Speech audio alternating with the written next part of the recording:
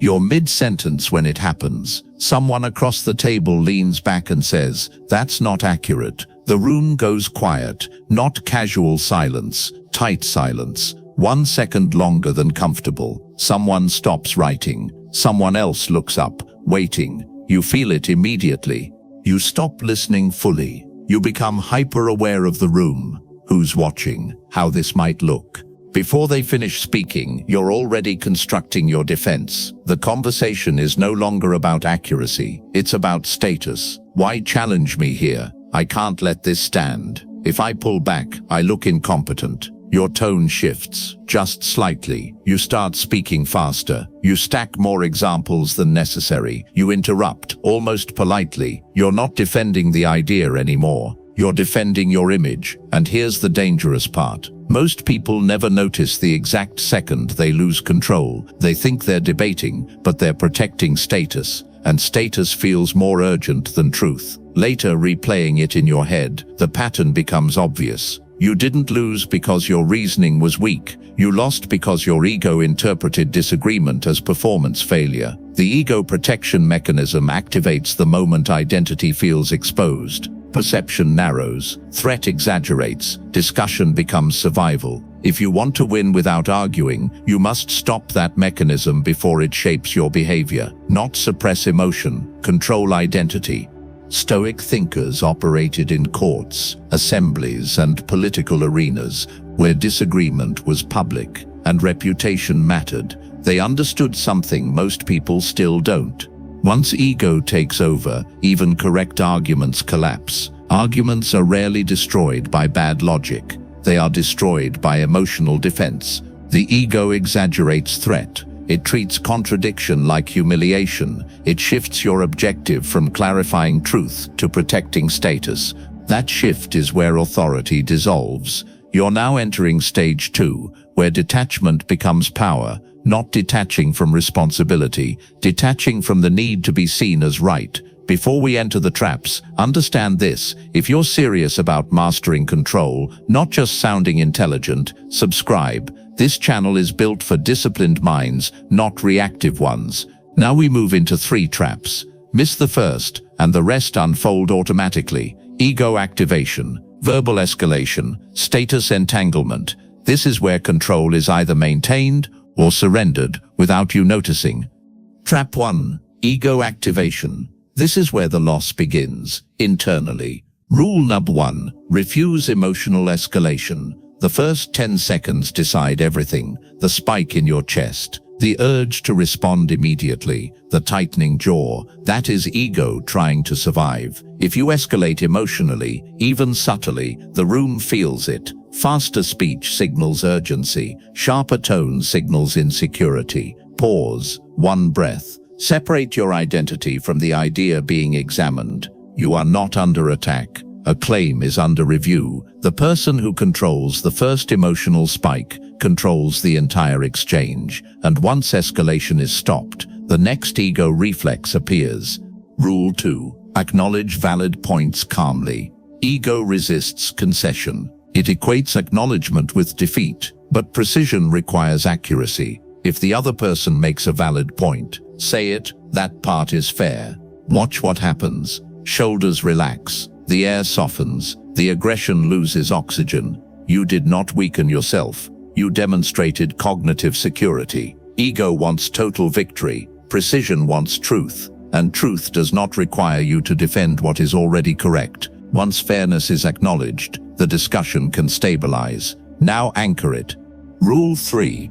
Redirect to facts. When ego activates, language shifts. You think. You're ignoring. That is identity defense language. Redirect the frame. Let's focus on what we can verify. Facts narrow the battlefield. They remove narrative exaggeration. Ego thrives in storytelling. Precision thrives in structure. The moment you anchor the room in observable evidence, emotional heat drops. And once facts are stabilized, language becomes the next danger. Rule 4. Avoid absolute language. Absolutes amplify threat. Always, never, everyone, no one. These words inflate stakes and trigger defensiveness. Precision requires calibration. Replace exaggeration with specifics. Instead of "you never listen," say, "In this situation I felt unheard." Specific language lowers emotional charge. The ego wants the argument to feel existential. Precision keeps it proportional, and proportional conversations rarely explode. But even when language is controlled, escalation can still begin. That's trap 2. Verbal escalation. This is where intelligent people start losing control, not at the beginning, but when tempo rises. Rule 5. Lower your voice intentionally. When tension rises, volume rises, it's unconscious dominance signaling. If your voice climbs even slightly, the other person mirrors it. Instead, lower your voice deliberately, not timidly, calmly. Notice the shift. People lean in. The aggressive tone suddenly looks unstable. Lowering your voice interrupts the physiological escalation loop. Calm tone signals internal certainty, and certainty is louder than volume. Once tone is controlled, thinking becomes your advantage. Rule 6. Ask strategic questions. When ego feels threatened, it asserts. Precision inquires. What evidence supports that? What outcome are you aiming for? How would that work practically? Questions slow momentum. They expose weak reasoning without confrontation. They shift cognitive effort back to the other person. Statements escalate. Questions dissect. Pause for a moment. In your last disagreement, which trap caught you? The ego spike? Over-explaining? Needing the last word? Comment the one you struggle with most. Awareness is the first detachment, and this is where most people start talking themselves into defeat. Rule 7. Keep responses short. When you feel threatened, you over-explain. You are not clarifying. You are seeking reassurance. Long responses signal internal urgency. Short responses signal certainty. State your point. Stop. Silence becomes pressure. When you speak concisely, you project control. When you ramble, you project instability. Precision removes excess. Let your words stand without emotional padding. But if ego still feels threatened, it escalates further. Rule 8. Avoid personal attacks. When logic weakens, ego attacks identity. You don't understand. That's naive. You're being irrational. The moment identity enters, resolution disappears. Now it's status warfare. Avoid attacking intelligence, motives, or character. Stay with behavior. Stay with outcomes. Personal attacks feel powerful, but they expose insecurity. Authority never needs insult. If you survive verbal escalation without attacking identity, only one battlefield remains. Trap 3. Status entanglement. This is where most capable people collapse, not because they lack intelligence, but because they cannot tolerate unfinished tension. Rule 9. Disengage from circular debates. Notice repetition. You restate your point. They restate theirs. Nothing moves. Circular debate exists because ego refuses visible exit without validation. Interrupt the loop. We're repeating ourselves. Let's pause. Disengagement is boundary control. Ego fears leaving without victory. Precision values clarity over endless engagement. Stopping the loop preserves authority, and composure is remembered longer than arguments. But even disengagement requires composure in presence.